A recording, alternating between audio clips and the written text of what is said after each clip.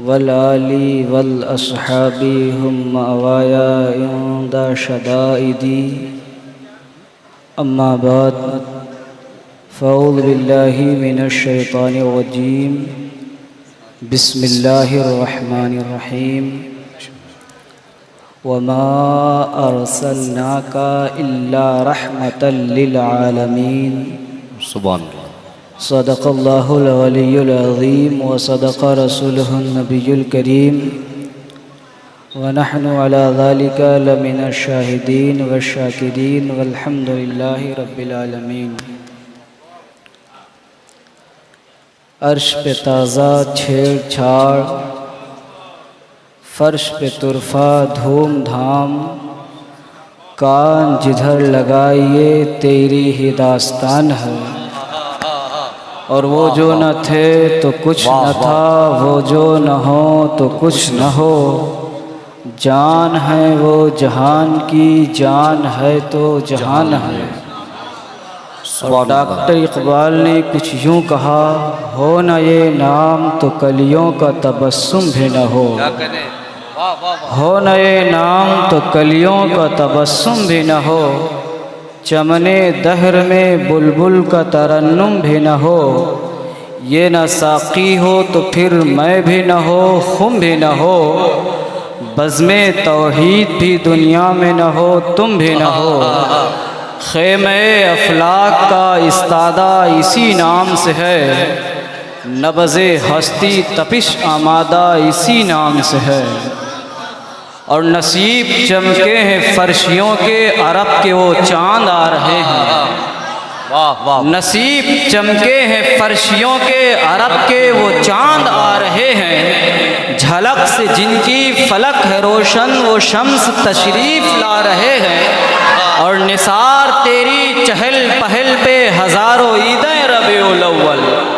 نثار تیری چہل پہل پہ ہزاروں عیدیں ربیع الاول، سوائے ابلیس کے جہاں میں سبھی تو خوشیاں منا رہے ہیں، سوائے ابلیس کے جہاں میں سبھی تو خوشیاں منا رہے ہیں، اور زمانے بھر میں یہ قاعدہ ہے کہ جس کا کھانا اسی کا گانا، زمانے بھر میں یہ قاعدہ ہے کہ جس کا کھانا اسی کا گانا، تو نعمتیں جن کی ہم کھا رہے ہیں اسی کے گیت گا رہے ہیں، تو نعمتیں جن کی ہم کھا رہے ہیں اسی کے گیت گا رہے ہیں، اور نکیروں پہچانتا ہوں ان کو، یہ میرے آقا یہ میرے داتا، مگر تم ان سے اتنا تو پوچھو یہ مجھ کو اپنا بتا رہے ہیں، نکیروں پہچانتا ہوں ان کو، یہ میرے آقا یہ میرے داتا، مگر تم ان سے اتنا تو پوچھو یہ مجھ کو اپنا بتا رہے ہیں۔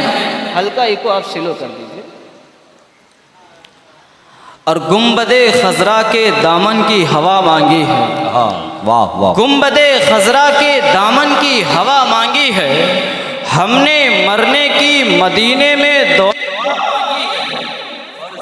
مانگی، کسی نے تو کسی نے جنت، ہم فقیروں نے مدینے کی قضا مانگی ہے، اور استاذ زمن علامہ حسن ارشاد فرماتے ہیں، نہ ہو آرام جس بیمار کو سارے زمانے سے، نہ ہو آرام جس بیمار کو سارے زمانے سے، اٹھا لے جائے تھوڑی خاک ان کے آستانے سے، نہ کیوں اللہ ان کی طرف سو سو پیار سے دیکھے، جو ملتے ہیں اپنی آنکھیں تمہاری آستانے سے، اور یا رسول اللہ جگہ تھوڑی سی دے دے بہرے مدفن اپنے کوچے میں، لگا دے میرے پیارے میری مٹی بھی ٹھکانے سے، لگا دے میرے پیارے میری مٹی بھی ٹھکانے سے۔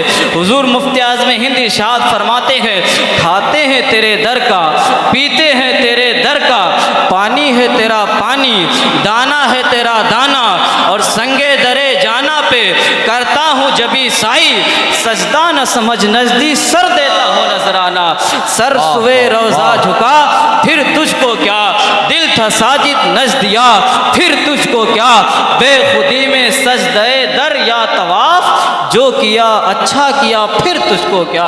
حضرات آج کی عظیم الشان کانفرنس جو اپنے کامیابیوں کی طرف رواں دواں ہے، حضرات آپ دیکھ رہے ہیں اسٹیج پر شاعر اہل سنت دیگر علماء ذوی احترام جلوہ افروز ہیں. مجھ سے بیشتر آپ نے ایک انتہائی پرمغز اور مدلل اور جامع خطاب سماعت کیا حضرت علامہ مولانا مفتی محمد عامر رضا اسماعیلی صاحب قبلہ دامت برکاتہم القدسیہ سے. میرے بعد بھی آپ کو ایک شاندار جاندار خطاب سماعت کرنا ہے. کچھ دیر کے لیے یہ فقیر سراپا تقصیر آپ کی بزم محبت میں حاضر آیا. میں تمام کارکنان کا شکریہ ادا کرتا ہوں جنہوں نے اپنے آقا و مولا صلی اللہ تعالیٰ علیہ وسلم کی یاد میں اس عظیم الشان کانفرنس کا انعقاد کیا. اللہ تعالیٰ ان سب کے پیسوں کو اپنی بارگاہ عالی میں قبول فرمائے. حضرات قبل اس کی کہ میں گفتگو کا آغاز کروں، آئیے ہم اور آپ مل کر انتہائی عقیدت و احترام کے ساتھ اس نبی کی بارگاہ میں درود و سلام کا نذرانہ پیش کریں جن کی شان یہ ہے کہ اگر ہم کوئی نیا کام کریں تو بدعت کہلاتا ہے، مگر اگر کوئی مصطفیٰ نیا کام کریں تو سنت کہلاتا ہے. اگر ہم سو جائیں تو وضو ٹوٹ جاتا ہے، لیکن اگر مصطفیٰ سو جائیں تو وضو باقی رہتا ہے. اگر ہم تھونک دیں تو وبا پھیلتی ہے، لیکن اگر مصطفیٰ لعاب دہن ڈال دے تو شفا ملتی ہے. اگر ہم کسی سے ملیں تو ملاقات کہا جاتا ہے، لیکن اگر مصطفیٰ اپنے رب سے ملیں تو اسے معراج کی رات کہا جاتا ہے. اسی نبی کی بارگاہ میں انتہائی عقیدت کے ساتھ درود و سلام کا نذرانہ پیش کر لیں. پڑھیں اللہم صلی علی سیدنا شفیعنا حبیبنا مولانا محمد بارک وسلم صلاۃ و سلام علیک یا رسول اللہ صلی اللہ تعالیٰ علیہ وسلم. حضرات دنیا کا دستور ہے، دنیا کا معاملہ ہے کہ جو جس سے جتنی عقیدت کرتا ہے، جو جس سے جتنی محبت کرتا ہے، اس کو اسی اعتبار سے، اس کو اسی حساب سے اعلیٰ اور افضل کہا کرتا ہے. کسی نے کسی کو اعلیٰ کہہ دیا، کسی نے کسی کو اعلیٰ کہہ دیا. لوگوں نے اپنا اپنا معیار اپنے اپنے اعتبار سے بنایا. کسی نے دیکھا تو کہا دلی کا لال قلعہ اعلیٰ ہے، کسی نے جب دیکھا تو کہا آگرہ کا تاج محل اعلیٰ ہے، کسی نے دیکھا تو کہا لکھنؤ کی شام اعلیٰ ہے، کسی نے کہا نہیں نہیں بنارس کی صبح اعلیٰ ہے، کسی نے کہا نہیں کشمیر کی حسین وادیاں اعلیٰ ہے. حضرات جب ایک آدمی سوچتا ہے تو اس سوچ میں متفکر ہو جاتا ہے کہ آخر اعلیٰ مانے تو کس کو اعلیٰ مانے. حضرات کشمکش کا عالم ہے.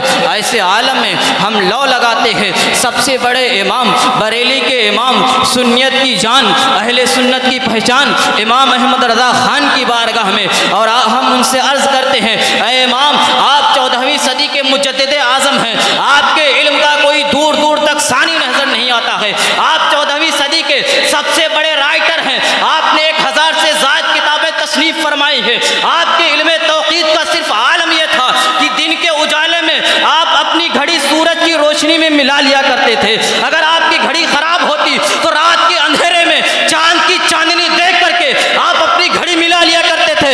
اے امام آپ فرمائیں کہ آخر اعلیٰ کون ہے؟ تو امام کی تربت اطہر سے یہ آواز آئے گی نہ یہ اعلیٰ نہ وہ اعلیٰ، بلکہ سب سے اولیٰ و اعلیٰ ہمارا نبی، سب سے بالا و بالا ہمارا نبی. نعرے تکبیر، نعرے رسالت، جشن رحمت للعالمین، مسلک اعلیٰ حضرت.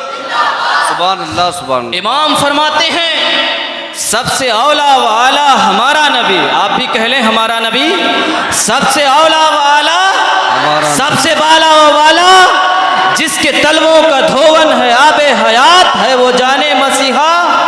اعلیٰ حضرت فرماتے ہیں اگر معراج کی شب یہ فقیر بھی مسجد اقصیٰ میں حاضر ہوتا تو ایک سوال کرتا، کیونکہ معراج کی شب کا حال یہ تھا کہ میرے اور آپ کے نبی کے پیچھے دنیا میں جتنے بھی نبی آئے تمام نبیوں نے نیت باندھ کر کے کھڑے ہو گئے تھے، سب نے میرے نبی کی اقتدا کی تھی. اللہ اکبر. امام فرماتے ہیں کہ اگر ایسے وقت میں ہوتا تو میں ضرور ایک سوال کرتا کہ آخر ماجرا کیا ہے کہ آپ ابو البشر حضرت آدم ہیں، آپ نے میرے نبی کے پیچھے ہاتھ باندھ کر کے کیوں اقتدا کر لی ہے؟ آپ شہنشاہ حسینہ حضرت یوسف ہیں، آپ کیوں پیچھے کھڑے ہو گئے ہیں؟ یہ تمام انبیاء کرام خود اتنے بابرکت ہیں، آپ لوگوں نے میرے نبی کی اقتدا میں کیوں نماز پڑھ لی ہے؟ کیوں پیچھے نیت باندھ کر کھڑے ہو گئے ہیں؟ امام فرماتے ہیں، آپ فرماتے ہیں انبیاء سے کروں عرض آئے مالکو، کیا نبی ہے تمہارا ہمارا نبی؟ آپ فرماتے ہیں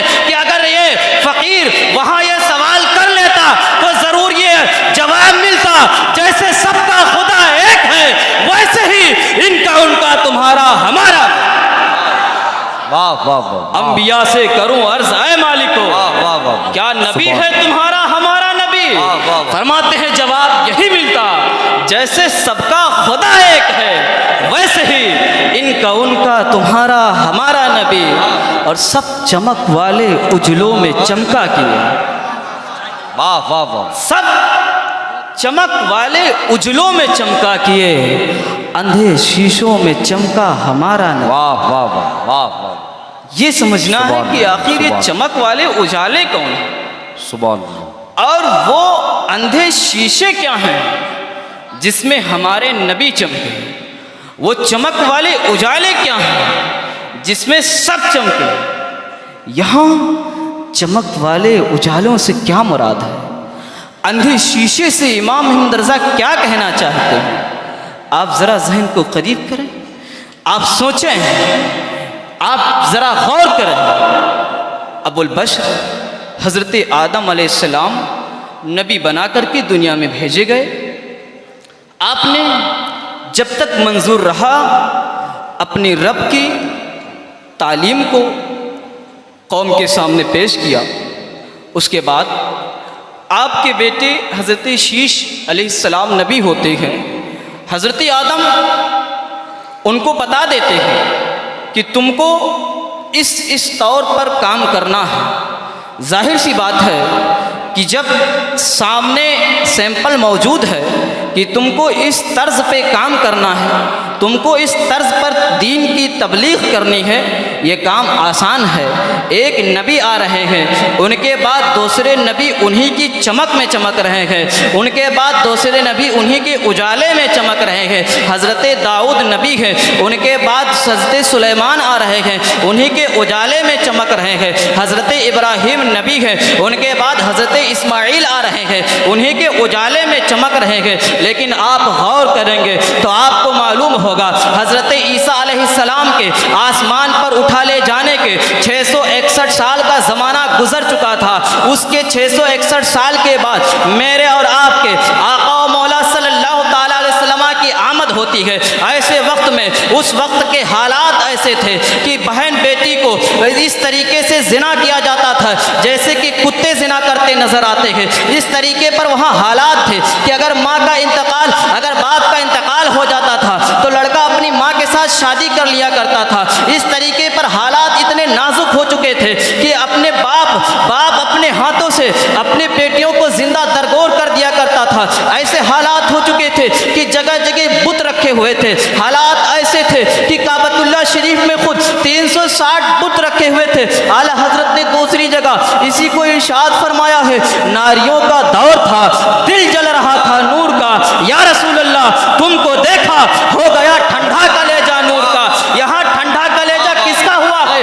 فرماتے ہیں یہ ٹھنڈا کلیجہ کعبہ کا کلیجہ ٹھنڈا ہوا ہے۔ ناریوں کا دور تھا، دل جل رہا تھا نور کا، یعنی کعبہ کا دل جل رہا تھا۔ یا رسول اللہ تم کو دیکھا ہو گیا ٹھنڈا کلیجہ نور کا۔ آپ نے کیا جانا کہ تمام انبیاء کرام جو تشریف لائے وہ کسی نہ کسی کے اجالے میں چمکے، مگر میرا نبی ایسے وقت میں آ رہا ہے جبکہ بالکل اندھیرا چھایا ہوا ہے، دل کالے ہو چکے ہیں۔ ان کالا دل میں اگر کوئی چمکا وہ ہمارا نبی ہے۔ سب چمک والے اجلوں میں چمکا کیے، اندھے شیشوں میں چمکا ہمارا۔ سبحان اللہ، سبحان اللہ، واہ واہ واہ واہ، بہت اچھے، سبحان اللہ، سب سبحان چمک اللہ۔ والے اجلوں میں چمکا کیے، اندھے شیشوں میں چمکا ہمارا نبی۔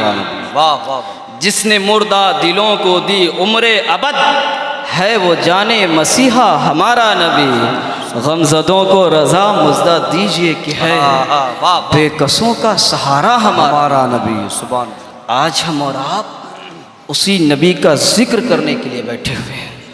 ان کا ذکر کرنا یہ ان سے محبت کی نشانی ہے، حضور کی حدیث حضور فرماتے ہیں من احب شیئن اکثر من ذکرہ، جو جس سے جتنی زیادہ محبت کرتا ہے اس کا تذکرہ بھی اتنا زیادہ کرتا ہے۔ واہ، ہم اپنے آقا و مولا صلی اللہ تعالیٰ علیہ وسلم سے محبت کرتے ہیں، اس لیے ابھی اپنے نبی کا ہم ذکر بھی کر رہے ہیں۔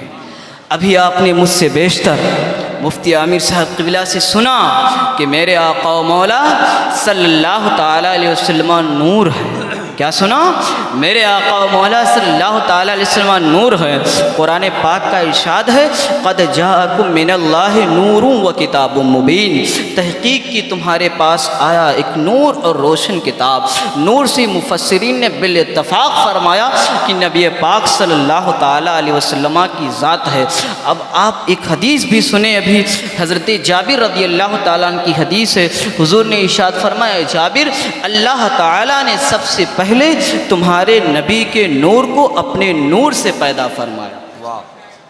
ہمارے اور آپ کے نبی صلی اللہ تعالیٰ علیہ وسلم ایسے نور ہیں کہ جب حضرت آمنہ رضی اللہ تعالیٰ عنہ کے گھر آپ کی پیدائش ہو رہی تھی، اللہ اکبر، حضرت آمنہ فرماتی ہیں کہ میرے نظروں کے سامنے ایک پردہ آویزہ تھا، غیب سے ندا آئی اے آمنہ اس پردے کو پکڑ لو۔ حضرت آمنہ فرماتی ہیں کہ میں نے جب اس پردے کو پکڑا ہے تو میری نگاہوں کے سارے پردے ہٹ گئے، میں نے مشرق کو بھی دیکھ لیا، میں نے مغرب کو بھی دیکھ لیا، میں نے شمال کو بھی دیکھ لیا، میں نے جنوب کو بھی دیکھ لیا۔ یہاں رک کر کے آپ ایک بات ذرا سوچیں کہ جس نبی کی آمد کے صدقے میں نبی کی ماں شمال دیکھ رہی ہو، نبی کی ماں جنوب دیکھ رہی ہو، نبی کی ماں ملک شام کا مشاہدہ کر رہی ہو، اب ذرا سوچیں وہ نبی ہم گنہگاروں کو مدینے سے یہاں کیوں نہیں دیکھ سکتا ہے؟ ہم گنہگاروں کو مدینے سے شہاب پور میں کیوں نہیں دیکھ سکتا ہے؟ ضرور وہ نبی ہم اور آپ کو دیکھ رہا ہوگا۔ اسی لیے تو امام فرماتے ہیں اور کوئی غیب کیا تم سے نہا ہو بھلا، جب نہ خدا ہی چھپا تم پہ کروڑوں درود۔ حضرات غور کریں، نبی کی ماں حضرت آمنہ بیان فرماتی ہے کہ جب حضور صلی اللہ تعالیٰ علیہ وسلم کی ولادت ہو رہی تھی تو میں نے دیکھا کہ میری نظروں کے سامنے ایک پردہ آویزہ تھا، غیب سے ندا آ رہی تھی اے آمنہ اس پردے کو پکڑ لو، اس پردے کو پکڑ لو۔ حضرت آمنہ فرماتی ہیں جب میں نے اس پردے کو پکڑا تو میری نگاہوں کے سارے پردے ہٹ گئے، میں نے دیکھا ایک جھنڈا مشرق میں لہرا رہا ہے، میں نے دیکھا ایک جھنڈا مغرب میں لہرا رہا ہے، میں نے دیکھا ایک جھنڈا کعبۃ اللہ شریف کے چھت پہ لہرا رہا ہے۔ اب ذرا آپ غور کریں آخر یہ جھنڈے کس کی طرف سے لہرا رہے تھے؟ آخر آج ہم اگر جھنڈے لگاتے ہیں تو لوگ کہتے ہیں کہ تم جھنڈے کیوں لگاتے ہو؟ ذرا غور تو کرو، ہم اس نبی کی آمد پر جھنڈے لگا رہے ہیں جس نبی کی آمد پر اللہ رب العزت نے اپنے فرشتوں کے ذریعہ مشرق میں بھی جھنڈا لگوایا تھا، مغرب میں بھی جھنڈا لگوایا تھا، کعبۃ اللہ شریف پر بھی جھنڈا لگوایا تھا۔ اللہ اکبر، اب ذرا سوچیں تو صحیح کہ لوگ یوم آزادی کے طور پر یوم آزادی کو تو جھنڈے لگا لیتے ہیں، لیکن جب ربیع الاول آتا ہے تو جھنڈے لگانے کے لیے انہیں قرآن کی آیت چاہیے، حدیث شریف چاہیے، حالانکہ روایت بتا رہی ہے کہ خود رب قدیر نے اپنے محبوب کی آمد کی خوشی میں جھنڈے لگوائے تھے۔ اس سے یہ پتا چلا کہ جھنڈے لگانا یہ فرشتوں کی سنت ہے۔ حضرت استاد زمن فرماتے ہیں پر نور ہے زمانہ، صبح شب ولادت پردہ اٹھا ہے کس کا؟ صبح شب ولادت روح الامین نے گاڑا کعبے کی چھت پہ جھنڈا تا عرش اڑا پھریرا صبح شب ولادت۔ سبحان اللہ، واہ واہ واہ واہ، سبحان اللہ۔ آپ غور فرمائیں یہ نور جب حضرت حلیمہ رضی اللہ تعالیٰ عنہ کے گھر پہنچتا ہے تو ان کے گھر کا کیا حال ہوتا ہے؟ ان کا گھر بقعے نور ہو جاتا ہے۔ اس زمانے کا حال یہ تھا، غربت کا دور تھا، غریبی کا زمانہ تھا۔ اس زمانے میں بہت بڑے بڑے جو مالدار ہوتے تھے ان کے یہاں کا بھی حال یہ تھا کہ کھانا پینے ہونے بھر کے وقت تک کے چراغ جلتی تھی، اس کے بعد چراغ بجھا دی جاتی تھی۔ بہت سارے گھر ایسے تھے جہاں پر چراغ کا کوئی سامان ہی مہیا نہیں تھا، اجالا ہوتا ہی نہیں تھا۔ لیکن جب حضرت حلیمہ سعدیہ ہمارے اور آپ کے آقا صلی اللہ تعالیٰ علیہ وسلم کو لے کر جاتی ہے تو آپ کا گھر پوری رات روشن رہتا، پوری رات روشن رہتا۔ عورتیں کہتی لگتا ہے حلیمہ کو کوئی بہت بڑا خزانہ ہاتھ آ گیا ہے، یہی وجہ ہے کہ ان کے یہاں کا چراغ بجھتا ہی نہیں ہے۔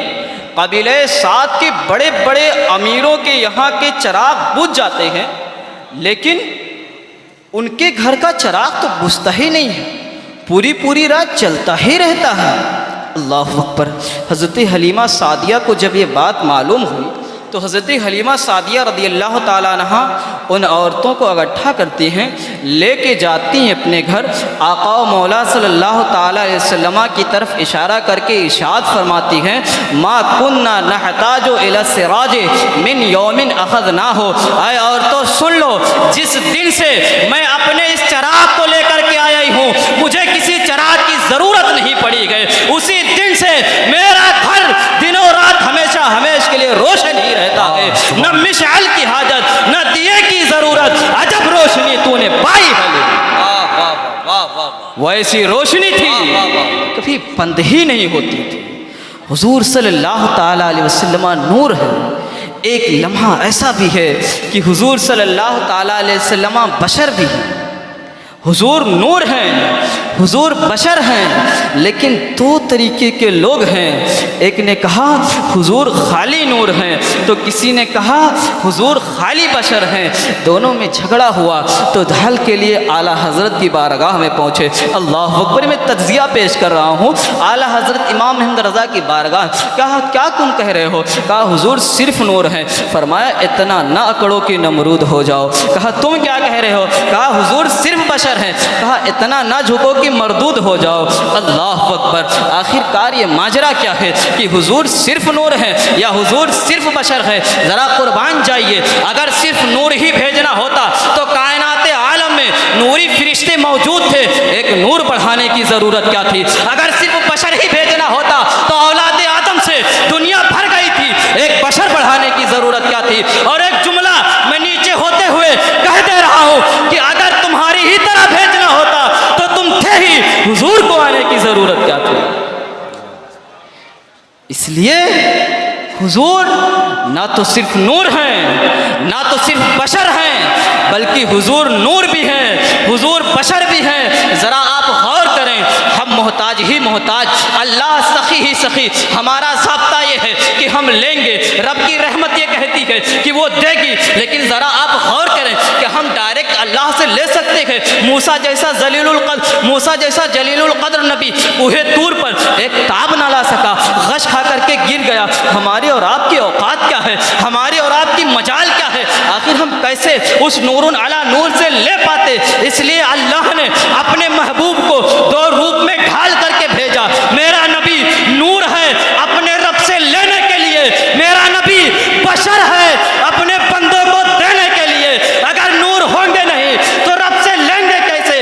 اگر بشر ہوں گے نہیں تو بشر کو دیں گے کیسے؟ اس لیے اللہ نے دو روپ کا نبی بنا کر کے بھیجا۔ اب نتیجے کے طور پر کہ آپ یہ سنیں کہ جو نور رب سے لے گا وہ رب کی طرح نہیں ہوگا، اور جو وہ نور بندوں کو دے گا وہ بندوں کی طرح نہیں ہو سکتا ہے۔ یہی بولے سدرا والے، چمنے جہاں کے تھالے سبھی میں نے چھان ڈالے، تیرے پائے کا تجھے ایک نے ایک بنا۔ واہ واہ واہ واہ، سبحان اللہ سبحان اللہ۔ واجب میں ابدیت کہاں، ممکن میں یہ قدرت کہاں؟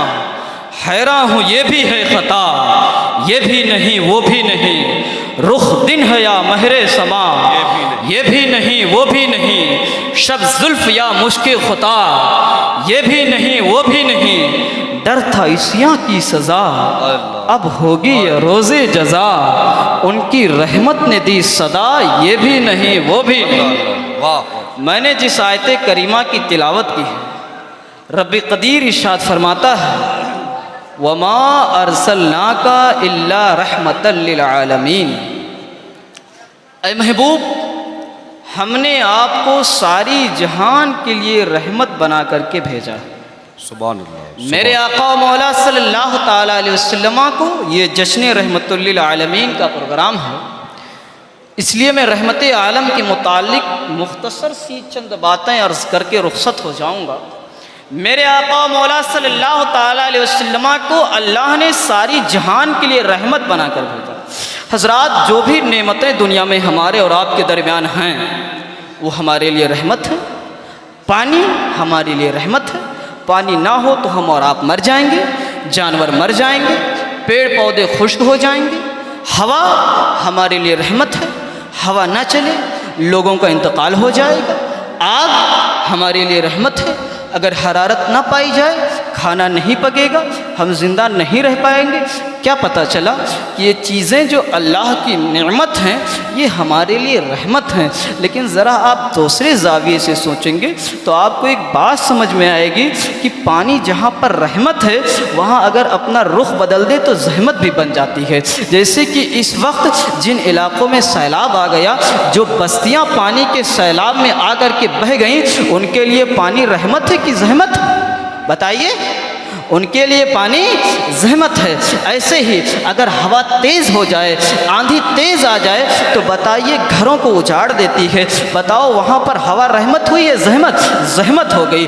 آگ رحمت ہے، لیکن اگر اپنا رخ موڑ دے تو کئی بستیاں جلا دیتی ہے، کافی دور تک کی کھیتیاں جلا دیتی ہے۔ تو جو چیز رحمت تھی رخ موڑا، زحمت ہو گئی۔ لیکن قربان جائیے، اللہ کی رحمتوں میں سے ایک رحمت ایسی رحمت ہے جو کسی بھی حال میں زحمت نہیں گئے بلکہ ہمیشہ ہمیش کے لیے رحمت ہے۔ وہ زمین کے لیے بھی رحمت ہے، وہ آسمان کے لیے بھی رحمت ہے، وہ دنیا کے لیے بھی رحمت ہے، وہ آخرت کے لیے بھی رحمت ہے، وہ ہر عالم کی رحمت ہے۔ کسی عالم میں رہ جاتے یہ ان کی مہربانی ہے کہ یہ عالم پسند ہے۔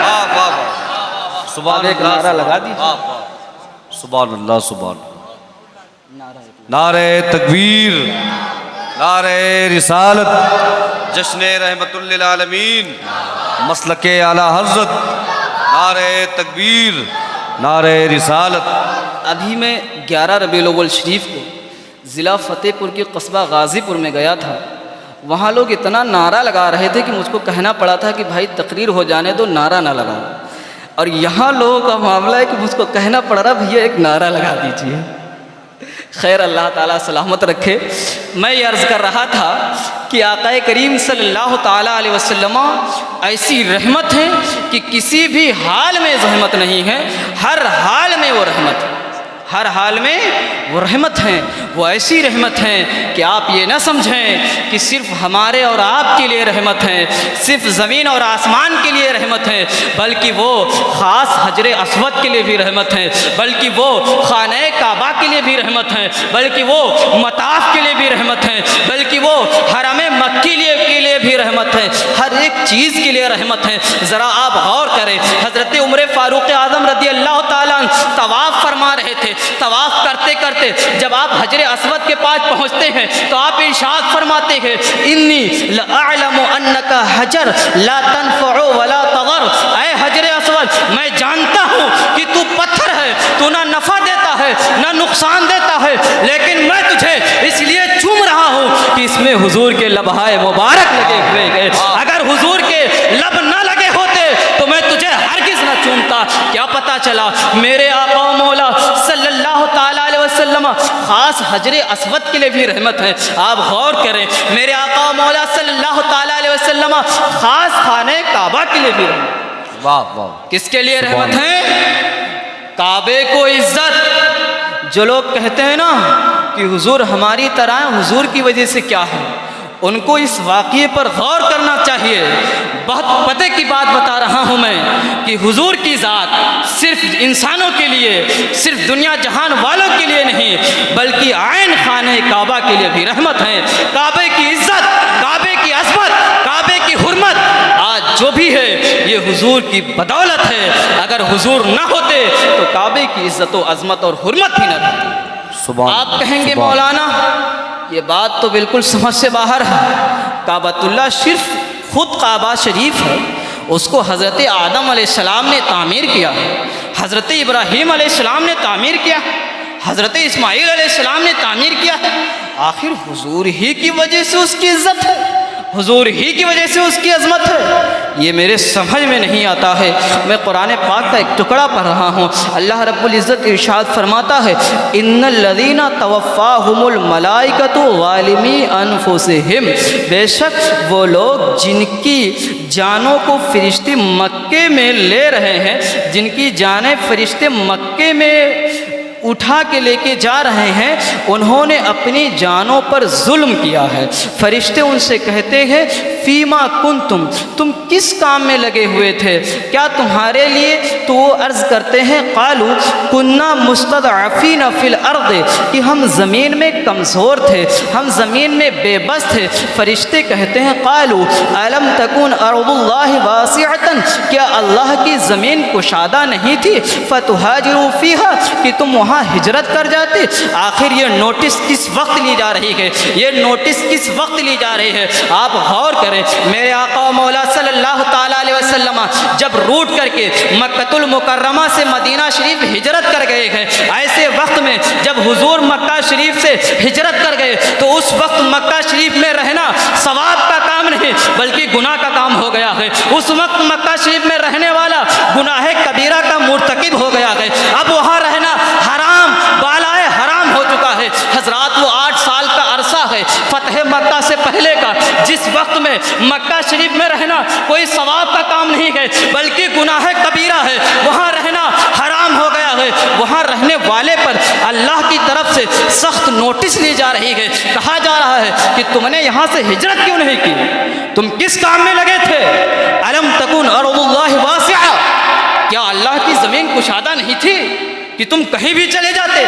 یہ نہیں کہا جا رہا ہے کہ تم مکہ سے ہجرت کر کے مدینہ کیوں نہیں گئے، بلکہ کہا جا رہا ہے تم مکہ چھوڑے کیوں نہیں؟ مکہ چھوڑ دیتے تم کہیں بھی چلے جاتے، لیکن مکے میں کیوں ہو؟ جب میرا نبی روٹ گیا ہے تو اب نہ تو کعبۃ اللہ میں رہنا ثواب کا کام ہو گیا، نہ تو طواف کرنا ثواب کا کام بچا، نہ تو مطاف میں ٹھہرنا ثواب کا کام بچا، بلکہ یہ سب کے سب حرام اور گناہ کبیرہ ہو گیا ہے۔ اللہ اکبر۔ مطلب یہ ہوا کہ قرآن پاک میں جو فرمایا وما ارسلناک الا رحمۃ للعالمین، کہ محبوب ہم نے آپ کو صرف بصرف رحمت للعالمین بنا کر کے بھیجا، اور اس عالم میں خانہ کعبہ بھی داخل ہے، اس عالم میں کعبہ شریف بھی داخل ہے، اس عالم میں مطاف بھی داخل ہے۔ اس سے یہ معلوم ہوا کہ میرے نبی جہاں عام لوگوں کے لیے رحمت ہے وہاں خانہ کعبہ کے لیے بھی رحمت ہے، وہاں حرم مکی کے لیے رحمت ہے۔ آخر یہ حکم کب تک کے رہا کہ تم نے ہجرت کیوں نہیں کی، تم وہاں سے گئے کیوں نہیں؟ مکہ شریف میں ٹھہرنا گناہ کب تک کے رہا؟ مکہ شریف میں ٹھہرنا گناہ کبیرہ کب تک کے رہا؟ حرام کب تک کے رہا؟ 8 سال کا عرصہ ایسا عرصہ ہے جس عرصے میں حج کرنے والے کو ثواب نہیں گناہ مل رہا تھا، جس عرصے میں کعبۃ اللہ میں نماز پڑھنے والے کو ثواب نہیں گناہ مل رہا تھا۔ 8 سال کا عرصہ جب گزرتا ہے، 8 ہجری آتی ہے، میرے آقا و مولا صلی اللہ تعالیٰ علیہ وسلم جب مکہ شریف میں حاضر ہوتے ہیں، آپ جب مکہ المکرمہ کو فتح کرتے ہیں، اس سال کو عام الفتح کہا جاتا ہے۔ ایسے سال میں جب میرے آقا و مولا صلی اللہ تعالیٰ علیہ وسلم کعبہ شریف کا دروازہ کھولتے ہیں تو چونکہ رحمت الہی اب لوٹ کر کے آ گئی ہے، اس لیے اعلان ہو جاتا ہے کہ اب قیامت تک کے لیے کعبۃ اللہ شریف میں عبادت کا ثواب بھی ملے گا، عبادت کرنے پر آپ کو عبادت لکھی بھی جائے گی، اب گناہ نہیں، اب قیامت تک کے لیے رحمت ہی رحمت ہو جائے گا۔ کیا پتہ چلا؟ آخر اس سے بتانا کیا ہے؟ آخر اس کا مقصد کیا ہے؟ اس کا مقصد صرف اور صرف اتنا بتانا ہے کہ میرے نبی ہی کی وجہ سے کعبۃ اللہ کی بھی عظمت ہے، میرے نبی ہی کی وجہ سے حجر اسود کی بھی عظمت ہے۔ ہوتے کہاں خلیل و بنا کعبہ و منا، لولا کا والے صاحبی سب تیرے گھر کی ہے، لولا کا والے صاحبی سب تیرے گھر کی ہے۔ کعبہ بھی ہے انہی کے تجلی کا ایک ظل، روشن انہی کے عکس سے پتلی حجت۔ نعرہ تکبیر، نعرہ رسالت، جشن رحمت للعالمین، علماء اہل سنت، سبحان اللہ سبحان اللہ، ہمارا وقت پورا ہونا، سبحان اللہ سبحان اللہ۔ ہوتے کہاں خلیل و بنا کعبہ و منا، اعلیٰ حضرت نے ایسے نہیں فرمایا تھا۔ وہ یہ نہ سمجھے کہ اعلیٰ حضرت اپنے اشعار میں مبالغہ سے کام لیتے ہیں، نبی کی تعریف کرنے پر آتے ہیں تو کعبہ شریف کو بھی نہیں چھوڑتے ہیں، اس سے بھی بڑھا دیتے ہیں۔ یہ منظر بتا رہا ہے، تاریخ کا یہ عظیم مرحلہ بتا رہا ہے کہ ہوتے کہاں خلیل و بنا، کعبہ و مینا، لولا کا والے صاحبی سب تیرے گھر کی ہے، لولا کا والے صاحبی سب تیرے گھر کی ہے، کعبہ بھی ہے انہی کے تجلی کا ایک ذل، روشن انہی کے نور سے پتلی حجر کی ہے، مانگیں گے مانگے جائیں گے، منہ مانگے پائیں گے، سرکار میں نہ لا ہے نہ حاجت اگر کی ہے، سرکار ہم گنواروں کے اتوار پر نہ جائیں، آقا حضور اپنے کرم پر نظر کریں، سرکار ہم کمینوں میں طرز ادب کہاں، ہم کو تو بس تمیز یہی بھیک بھر کی ہے۔ حضرات آقا و مولا صلی اللہ تعالیٰ علیہ وسلم کی میلاد کا یہ ذکر کر رہے ہیں، ہم اور آپ جشن رحمت للعالمین صلی اللہ تعالیٰ علیہ وسلم کا اجلاس منعقد کیے ہوئے ہیں، آخر اس کا فائدہ کیا ہم کو ملے گا؟ آخر میری خوشی سے کون خوش ہوتا ہے؟ یہ تو ہم جانتے ہیں کہ میری خوشی سے کچھ لوگ غمگین ہوتے ہیں، لیکن آج میں آپ کو یہ بھی بتا دوں کہ ہماری خوشی سے خوش کون ہوتا ہے۔ سنیں، انسان العیون میں فتاوی رضویہ شریف کی 22ویں جلد میں اعلیٰ حضرت سرکار انسان العیون کے حوالے سے لکھتے ہیں کہ بعض صالحین نے حضور پاک صلی اللہ تعالیٰ علیہ وسلم کی خواب میں زیارت کی، انہوں نے پوچھا حضور جو آپ کا میلاد کرتے ہیں ان کے لیے آپ کیا فرما رہے ہیں؟ تو حضور نے ارشاد فرمایا من فرح بنا فرحنا بہ، جو ہماری خوشی کرتا ہے ہم بھی اس سے خوش ہوتے ہیں۔ سبحان اللہ سبحان اللہ۔ یہ ان کا ذکر کرنا، یہ ان کی میلاد کرنا، یہ میرے آقا و مولا صلی اللہ تعالیٰ علیہ وسلم کی خوشی کا باعث ہے۔ بس جلد ہی تقریر ختم کر رہا ہوں، آپ لوگ جائیں نا۔ حضور پاک صلی اللہ تعالیٰ علیہ وسلم کی میلاد کی خوشی کرنے سے خود حضور صلی اللہ تعالیٰ علیہ وسلم خوش ہوتے ہیں۔ صحابہ کرام کی محفل لگی ہوئی تھی، صحابہ کرام ذکر کر رہے تھے انبیاء کرام کو۔ کسی صحابی نے کہا کہ حضرت آدم علیہ السلام یہ ابو البشر ہے، تو کسی صحابی نے کہا کہ حضرت ابراہیم علیہ السلام یہ خلیل اللہ ہے، تو کسی صحابی نے کہا کہ حضرت اسماعیل علیہ السلام یہ ذبیح اللہ ہے۔ اس طریقے سے انبیاء کرام علیہم السلام کا تذکرہ صحابہ کرام کر رہے تھے، یکے بعد دیگر صحابی کا ذکر ہو رہا تھا۔ حضرات غور کریں، حضور پاک صلی اللہ تعالیٰ علیہ وسلم کا ذکر اس کے بعد آنا ہی تھا، لیکن خود میرے آقا و مولا صلی اللہ تعالیٰ علیہ وسلم تشریف لے آئے۔ حضور صلی اللہ تعالیٰ علیہ وسلم تشریف لائے، آپ نے ارشاد فرمایا تم لوگ کیا ذکر کر رہے تھے کہ حضرت آدم علیہ السلام صفی اللہ ہیں؟ ہاں ایسا ہی ہے۔ تم کیا ذکر کر رہے تھے کہ حضرت ابراہیم علیہ السلام خلیل اللہ ہیں؟ ہاں ایسا ہی ہے۔ تم کیا ذکر کر رہے تھے کہ حضرت اسماعیل علیہ السلام ذبیح اللہ ہیں؟ ہاں ایسا ہی ہے۔ لیکن اے صحابہ سنو، الا و انا حبیب اللہ، اور سنو میں اللہ کا حبیب ہوں، بے یدی یوم لواء الحمد، بے یدی یوم القیامت ولا فخر۔ اے صحابہ سنو، قیامت کے دن لواء الحمد میرے ہاتھوں میں ہوگا۔ اس وقت جن انبیاء کا تم ذکر کر رہے تھے، یہ تمام انبیاء کرام، تمام اولین و آخرین اس جھنڈے کے سائے کے تلے ہوں گے، ولا فخر، لیکن میں اس بات پر فخر نہیں کرتا۔ واہ واہ سبحان اللہ۔ ذرا سوچیں، انسانیت کا نقطۂ آغاز جھنڈے کے سائے تلے ہے۔ ابو البشر حضرت آدم علیہ السلام جھنڈے کے سائے کے تلے ہیں، مگر نبی فرماتے ہیں مجھے اس بات پر کوئی فخر نہیں ہے۔ ذرا سوچے کہ ابراہیم جیسا جلیل القدر نبی جس نے آگ میں چھلانگ لگا دی تھی، وہ جھنڈے کے سائے کے تلے ہے۔ حضور فرماتے مجھے اس بات پر کوئی فخر نہیں۔ ذرا سوچے اسماعیل علیہ السلام جیسا نبی جھنڈے کے سائے کے تلے ہے، جس نے اپنی گردن پیش کر دی تھی، لیکن حضور فرماتے ہیں مجھے اس بات پر کوئی فخر نہیں ہے۔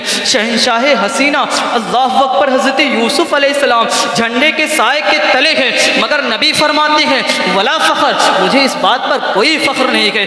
ملا علی قاری اس کی شرح میں ارشاد فرماتے ہیں کہ آخر وجہ کیا ہے؟ تمام انبیاء و مرسلین جھنڈے کے سائے کے تلے ہیں، لیکن نبی فرما رہے ہیں کہ مجھے اس پر کوئی فخر نہیں ہے۔ ملا علی نے بڑی پیاری بات کہی، آپ فرماتے ہیں اس کی وجہ یہ ہے کہ یہ میرے نبی کے لیے فخر کی بات نہیں ہے کہ انبیاء کرام جھنڈے کے سائے کے تلے ہیں، بلکہ یہ ان نبیوں کے لیے فخر کی بات ہے کہ انہیں میرے نبی کے دل میں دریچہ باز کرنا چاہیے، جس کا تو آقا ہے ان کو ناز کرنا چاہیے۔ فخر کی بات یہ نہیں ہے کہ آدم کھڑے ہیں، فخر کی بات یہ نہیں ہے کہ ابراہیم کھڑے ہیں، بلکہ فخر کی بات یہ ہے کہ ان لوگوں کو نبی پاک صلی اللہ تعالیٰ علیہ وسلم کے جھنڈے کا سایہ مل گیا ہے۔ فخر کی بات یہ نہیں ہے کہ حضور نے چاند کے 2 ٹکڑے کر دیے، بلکہ چاند کے لیے فخر کی بات ہے کہ حضور نے اس کی طرف اشارہ فرمایا۔ یہ چاند کے لیے فخر کی بات ہے، فخر کی بات یہ نہیں ہے حضور کے لیے کہ حضور نے ڈوبے سورج کو واپس بلایا، بلکہ یہ ڈوبے سورج کے لیے فخر کی بات ہے کہ اسے حضور نے اشارہ تو فرمایا۔ آج ہم اور آپ اسی عظیم الشان جلیل القدر نبی کی عزت و عظمت کے لیے یہ عظیم الشان جشن رحمت للعالمین کانفرنس کا انعقاد کیے ہوئے ہیں۔ حضرات، ہماری آپ سے آخری یہی گزارش ہے کہ اپنے آقا و مولا صلی اللہ تعالیٰ علیہ وآلہ تبارک وسلم سے سچی اور پکی محبت کریں، اپنے بچوں کو دین مصطفیٰ صلی اللہ تعالیٰ علیہ وسلم کی تعلیم دیں، اپنے آقا و مولا صلی اللہ تعالیٰ علیہ وسلم کی محبت اپنے بچوں کے دلوں میں ڈالیں، مسلک اعلیٰ حضرت پر پوری مضبوطی کے ساتھ آپ قائم ہو جائیں۔ یہی مسلک سب سے صحیح اور سب سے سچا اور پکا مسلک ہے۔ مسلک اعلیٰ حضرت ہی ذریعہ نجات ہے۔